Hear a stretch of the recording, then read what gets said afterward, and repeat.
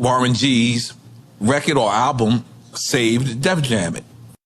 Ain't right, it saved It's not a rumor. It's not a rumor. There's actually, I was getting swung out of Sony, out of Columbia Records. Like, we were getting thrown out.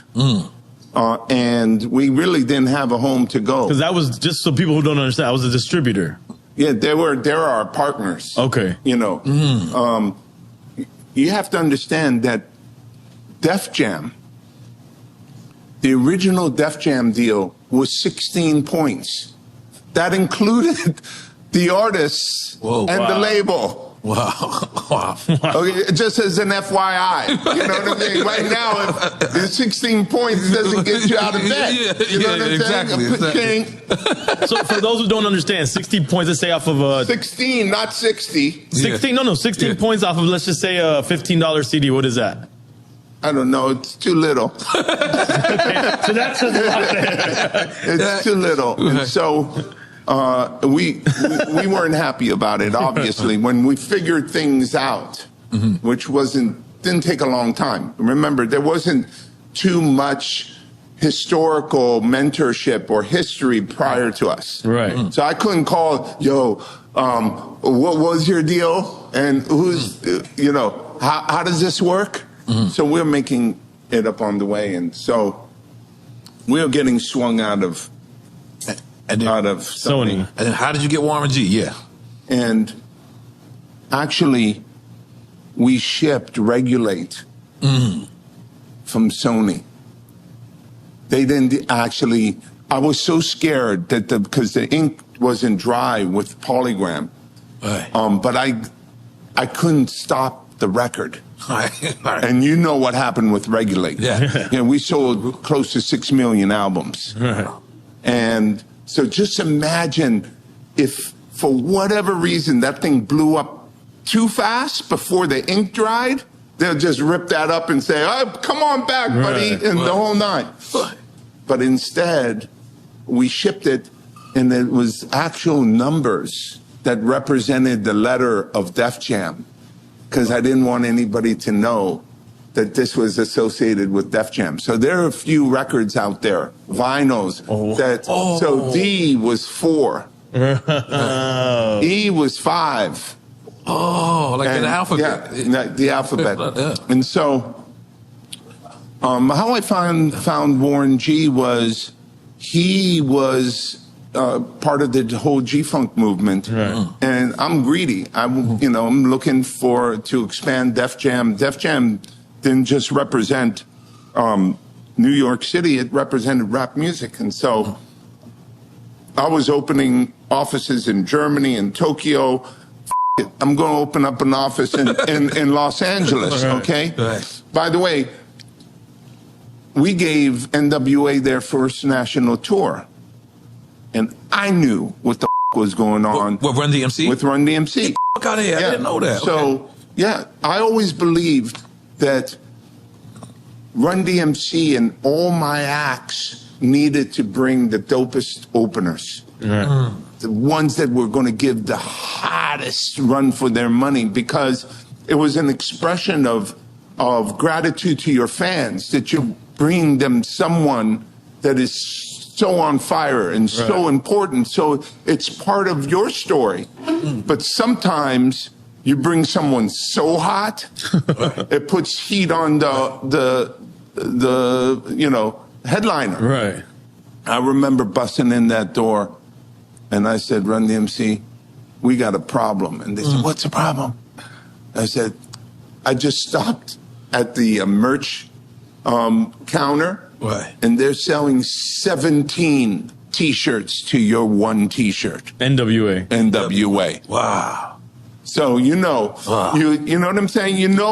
If you're curious enough, you know how to suss out what's going on and what's happening.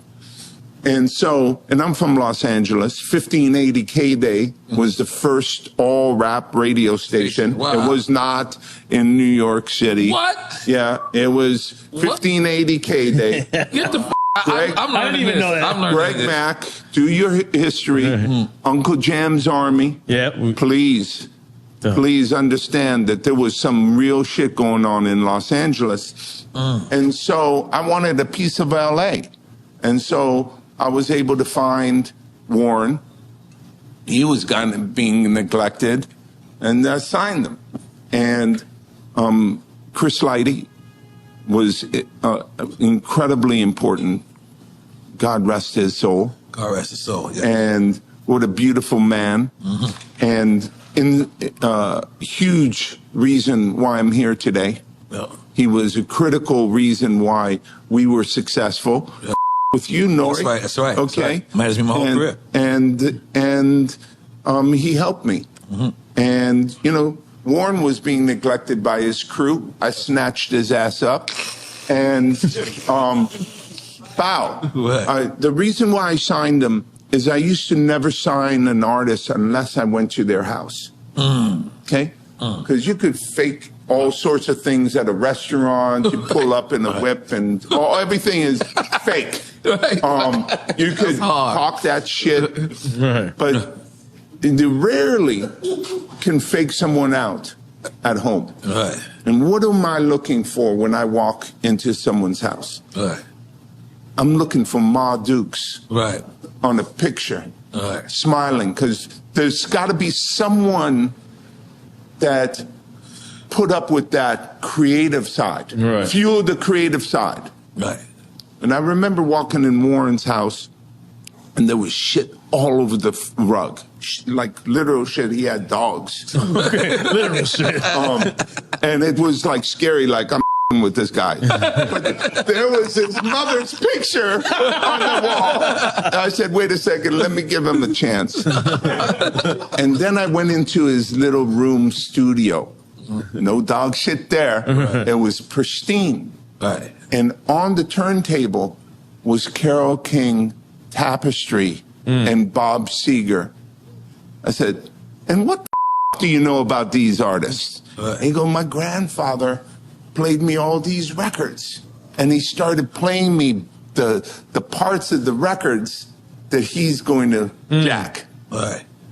And I said, I'm signing you right now, okay? And wouldn't let him out the door until I pricked his finger. Right. You know? Right. And for sure saved our career and my career. And there's a couple artists that did that. Redman, I was dead and stinking. Muddy Waters? Was it you remember Time for some action. Time for some action. Time for some action. Okay, my bad. I was on a great album. I was on the canvas, man. I couldn't, it was like that big dude, Tyson Fury. Remember when all of a sudden he came up? Yeah. That's exactly what happened with me. Right. I remember the ref saying 7. And I'm saying, I'm not getting up. 8. And then time for some action. I got up and said, what? I'm back. That type of record, too. Yes. That record commands that energy, too. It gives you that energy. Yeah, Reggie Noble, boy. Right, God. so dope. Reggie Noble, I spoke to him on the phone because of this whole City of Hope shit. Okay. And he told me he could do like 100 pull-ups. He's skydiving. And skydiving, and I hear in his voice what a remarkable human being he is. And I tell him every single time I see him, you're the reason why I'm here. Right. Okay, and so, you know, gratitude is part of living a healthy, long life. That's fine. Is when you have gratitude. Right. And so many good things have happened to me. Right. And 2 of them were Reggie Noble and Warren G. Came at the right time. Right. So think about me getting swung and then walking into a new company and selling 6 million albums right like that. What? He was looking like a big dog. What? All of a sudden they're throwing all sorts of stuff. Stuff. You know, suddenly the deals, they're explaining how I was getting f***ed and how they're going to improve my life and the life of my clique. And it was just a beautiful, beautiful thing. And Thank you, Warren. Thank you, Redman. It was just extraordinary. I think we got a